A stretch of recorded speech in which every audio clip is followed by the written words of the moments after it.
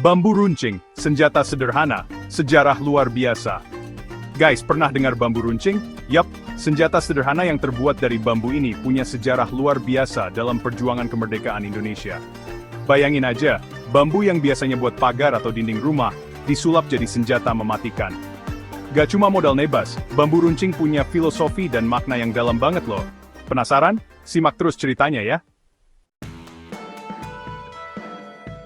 Jadi gini guys, bambu runcing itu awalnya cuma alat pertanian biasa. Tapi di tangan para pejuang kemerdekaan, bambu runcing berubah jadi senjata yang ditakuti penjajah. Kenapa bambu? Karena bambu mudah ditemukan di mana-mana. Gampang diolah juga, cukup diraut, dibentuk runcing, dan diasah. Jadi deh senjata ampuh. Simple sih, tapi mematikan. Apalagi kalau udah di tangan para pejuang yang penuh semangat juang membara. Nah, banyak banget kisah heroik di balik bambu runcing ini. Salah satunya, kisah pejuang wanita bernama R.A. Kartini, yang gagah berani melawan penjajah Belanda. Dengan bambu runcing di tangan, beliau memimpin pasukan dan berhasil mengusir penjajah dari tanah airnya. Keren banget kan? Kisah-kisah kayak gini nih, yang bikin kita sadar betapa besarnya pengorbanan para pahlawan. Mereka rela bertaruh nyawa demi kemerdekaan Indonesia. Salut! Eits, jangan salah, para pejuang kita bukan cuma modal nekat doang. Mereka punya taktik cerdik buat ngelawan penjajah yang punya senjata lebih canggih. Salah satunya, taktik perang gerilya. Mereka menyerang secara tiba-tiba, terus menghilang di balik rimbunnya hutan, bikin penjajah kocar-kacir. Gokilnya lagi, bambu runcing juga sering dilumuri racun dari tumbuhan atau bisa hewan. Jadi sekali kena tusuk, efeknya bisa fatal. Kreatif banget ya. Section 5, lebih dari sekedar senjata, simbol perlawanan dan persatuan.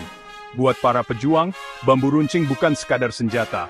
Lebih dari itu, bambu runcing adalah simbol perlawanan terhadap penjajah. Bambu runcing juga jadi simbol persatuan dan kesatuan bangsa Indonesia.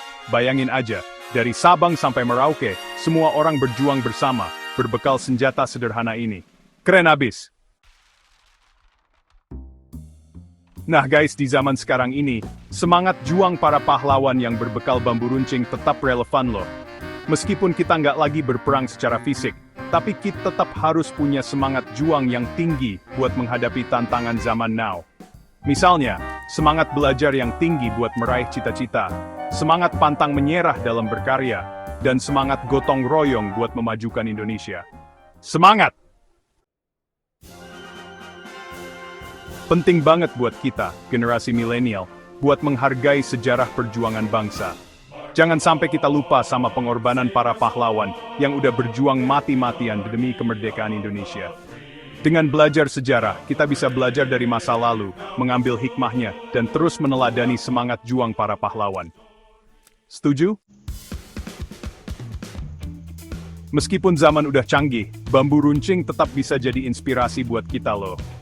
Gak harus jadi senjata beneran, tapi semangat di balik bambu runcing, yaitu semangat pantang menyerah, kreativitas, dan persatuan, bisa kita terapkan dalam kehidupan sehari-hari. Misalnya, kita bisa bikin karya seni dari bambu runcing, atau mengembangkan teknologi yang terinspirasi dari bambu runcing. Keren kan? Nah guys, itu tadi cerita singkat tentang bambu runcing. Senjata sederhana yang punya sejarah luar biasa dalam perjuangan kemerdekaan Indonesia.